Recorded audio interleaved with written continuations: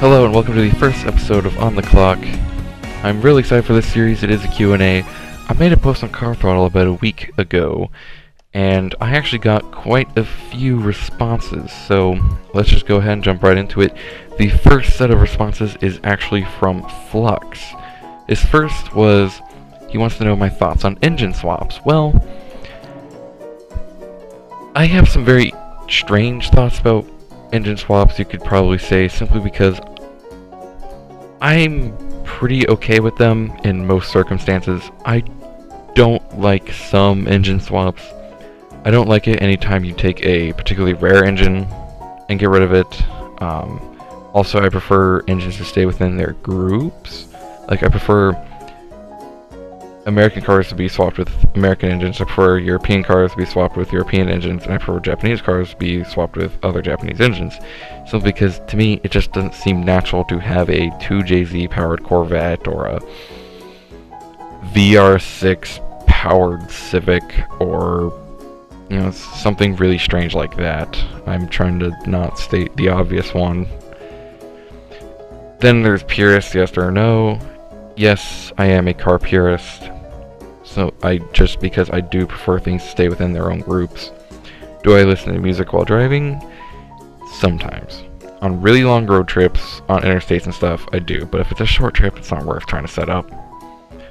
Least favorite version of a favorite car, I will probably be hated for saying this, but I do not like the wagon WRXs. And I'm not saying like the 2008 and higher like hatchbacks, I'm saying the actual wagon looking, you know, like what Hammond brought across Africa. You know, I don't like the look of those. I'm sorry, I just don't. Then there's, am I a meme? Well, let's see here.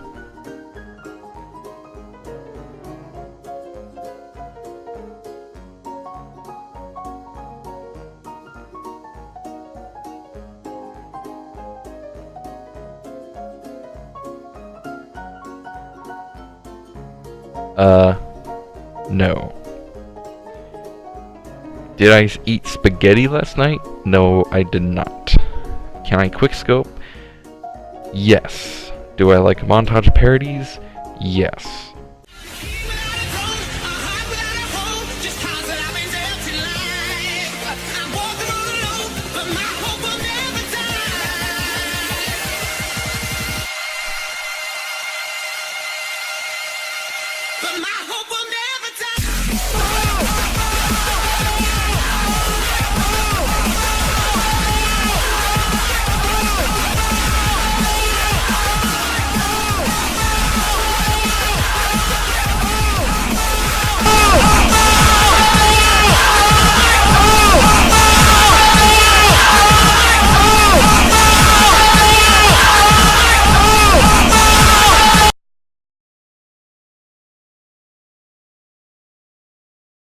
The next set is from that STI Guy. Favorite German car? I will probably have to say the Volkswagen Golf GTI. It just looks like a lot of fun to drive. Is Australia's car scene going down the drain? I don't know. I've never been to Australia. I thought it was fine from what I heard, but if it's bad enough that you're mentioning it, then maybe it is. I'm not sure. All I know is that I don't want them to change from their scene, because I've always thought their scene is pretty cool. Tesla Model S or a Hellcat? Every single time I'll choose the Hellcat. I just will. I'm sorry. I just don't really like Teslas. Subaru versus, well, the Subaru WRX STI versus the Mitsubishi Lancer Evolution. I take the STI over an Evo. That's just who I am. I know the Evo did outperform it, but, you know, I just prefer the STI. The 1-to-1 or the Capero T1, I think I mispronounced that, but I would choose the 1-to-1 for the novelty. I'm not really a supercar person. Rally or rock crawling, I will choose rally. Cats or dogs, I'll choose cats. Tea or coffee, I'll choose coffee. Xbox or PlayStation, I'll choose PC, but if you want me to choose between those two, probably Xbox. US domestic market versus Japanese domestic market, I'll choose the Japanese domestic market. Need for Speed or Forza Horizon, I'll choose Forza Horizon. And V6 or V8, depends on the car, because, again, I prefer groups. Like, if I had a muscle car, I'd want it to be the V8. But if I had like a hot hatch or something, I would prefer the V6. It just depends on where it is. Chad wants to know how to make Formula 1 great again. I'm gonna be totally honest with you, I don't really watch Formula Motorsports. It's just not for me. But this could also give an interesting perspective, because I would get into Formula 1 if maybe it was, I don't know, maybe if more craziness happened, just think about like rallycrosses, that gets your attention on TV, because, it's constant chaos, just because one person's in first right now doesn't mean they're going to like fall off a ramp 10 seconds later. So maybe if there was a little more unpredictability, but the thing about Formula 1 is that it's so fast paced, the predictability is the only reason why it's safe. So I don't know.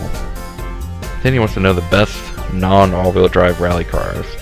I could make an entire video about this, but for this particular answer, I am probably just going to go ahead and say the Renault Alpine A110. I've always loved it. I don't know, it feels like one of those like gentleman sports cars, and I've always really liked that. Then he has this really good question that I will make a full video on later, but it is why young petrolheads in America aren't as into American cars as the old enthusiasts here are. Again, I will make a full video on this because it's a very interesting topic, but as someone who converted from muscle to JDM, here's what I can say. JDM is just a better culture for young people, simply because the muscle culture is very set in its ways, because it's been around almost forever, okay? It's been around since muscle cars. And muscle cars are some of the oldest performance cars, especially in America. They are the oldest performance cars, so it's very set in its ways. Doesn't really allow for much like creativity anymore. They're definitely easier to work on, and I would say they're probably more fun to work on, but it's also insurance. You see, it costs a ton to insure a muscle car, but most little Japanese,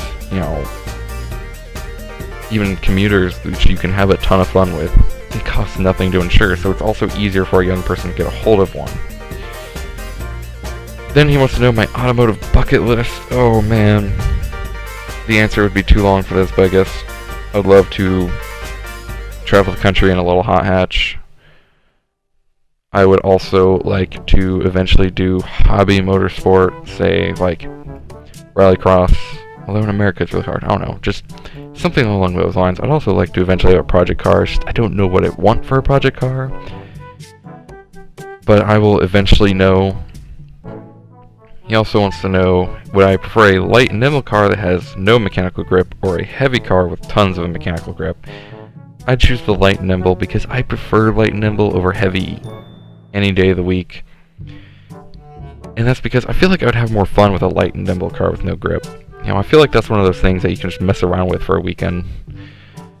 With a lot of mechanical grip, that makes me think, Hellcat, at those levels. And I like them, but I don't know, I feel like I would have more fun with just a cheap, lightweight car. The next question is from Lexy. If I could only live in one place, what car would I get? Well, I would love to live on top of a mountain, and then just have, just a little lightweight hot hatch or something like that to play around with on the roads. I feel like that'd just be a lot of fun. Petrol Mum asks, how many car goals do I know? Well, let me just give the rundown of numbers. I don't know very many people. I'm just not that social of a person. So if you were to count how many girls I talk to regularly enough to say that I actually know them. I would say it probably works out to about 4 or 5. And out of those 4 or 5 who are car enthusiasts, 0. In fact, I think every one of them at one point has teased me for how much I am into cars, so my final answer will sadly be 0. Jefferson Tan asks JDM, Euro, or US domestic market. I prefer JDM. Avalanche asks Camaro, Mustang, or Challenger, and why? Believe it or not, all 3 depending on the time period. If we're talking, late 60s, I will choose the Camaro, just for personal, nostalgic reasons, because my grandfather had a 1968 Camaro, and he had it fully modified and stuff, and it was just awesome. So just for personal reasons, if we're talking about late 60s, I'll choose the Camaro. For Mustang, I would prefer well, honestly, I like all generations of Mustang, but for Fox Body days, I'll choose the Fox Body, simply because it looks like one of those cars that you can just play with and never get bored of. Now, I also like a lot of these later Mustangs, specifically the Boss 302, the GT500, the GT350R. I love those as well. But for modern days, I like the next one is the Challenger. I love the modern Challenger because it still looks like a muscle car. Like, the other ones, they look more like just pony cars, but the Challenger, it looks like a muscle car. You know what you're getting into, and that's what I just love about it. Ross asks, what's my favorite car? That will be the Subaru WRX STI, specifically the 22B, because I'm so original. The next is favorite motorsport. That would be Stage Rally. What do I drive at the moment? A 2010 Honda Accord V6 sedan, automatic transmission. But coming this September, I will be driving a 2018 Honda Civic hatchback Sport with a 6-speed manual. Why am I a petrol head? I've talked about it on Car Throttle before, but it was my grandfather got me into cars, and that's why I started as a muscle guy. He got me into cars, he taught me how to do a lot of maintenance and upgrading, things like that, and if you're in that environment, you're gonna like the mechanics of a car. But also, he used to be a racer back in the 60s and 70s. Well, also late 50s. That whole era. So, that also kind of became a part of me as well. Then, he wants to know who drives on the wrong side of the road. What he's saying is, like, countries like the UK that drive on the left side, and countries like the US, which drive on the right side. Well, I know I might be a little biased to this, but see, I live in the United States. I actually prefer driving on the right side of the road, simply because that leaves my dominant hand, my right hand, on the gear stick. And that, because again, I've driven manual before, guys. I prefer having my dominant hand in charge of the gears. I just trust it more. I don't know, I guess it's just because I've been raised around left-hand drive, right side of the road. So that's just what I'm orientated to. That's my personal preference. You are perfectly willing to try to debate that in the comment section. Then he wants to know whether or not I like rice, race-inspired cosmetic enhancements. I am perfectly okay with a car having things that are only for cosmetic purposes. Just don't go too far. Because in my opinion, rice can be anything from just, a simple little spoiler to just full on what you think of when I say rice. If it's just a little fake spoiler, or, I don't care. In fact, sometimes I think the fake spoiler might, if it's low-key, sometimes improves the look of a car.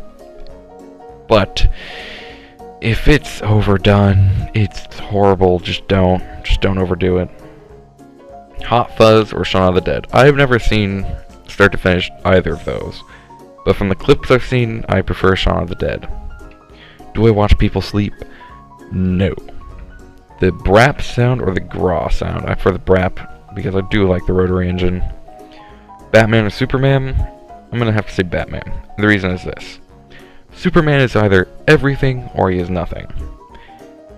if you don't attack him with kryptonite, he has too much power. But if you do attack him with kryptonite, he doesn't have any power. And I don't know, I don't like that. The next question, I have no idea what it means, so I'm just gonna skip it and go straight into favorite band. It's Imagine Dragons. I listen to most of their songs. I have a few of their albums. I've always really liked their sound. And the final question, which is a great question to end on actually, is from CatHat. Will I make a Paladins 1 year later?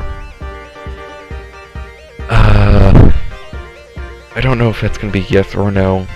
I don't have Paladins. And I know part of your comment was I could experience over summer. Well, I still don't have it. And it's almost July. And I know its anniversary is in September, but I don't feel like it would be right for me to join and only play for a couple months and then turn around and say, make a review over the whole year when I haven't been a part of the community for a vast majority of it. If I do make one, it'll be a Paladins 2 years later, because I will probably have been in the community longer if I do get the game. Or if I do make one, the more likely answer, even though it'll be on my channel and I'll be the editor, I won't be the one who wrote it or recorded it. I'll have someone else do the narration and stuff, give them credit, and then just put it on my channel. I mean, they'll agree to it, of course. It's not like I'm just stealing content, but I'll have someone else do that because who's actually been a part of the community the whole time, because I feel like that would be a lot better than if I just joined in and messed it all up. Well, that's it for the first episode of On the Clock.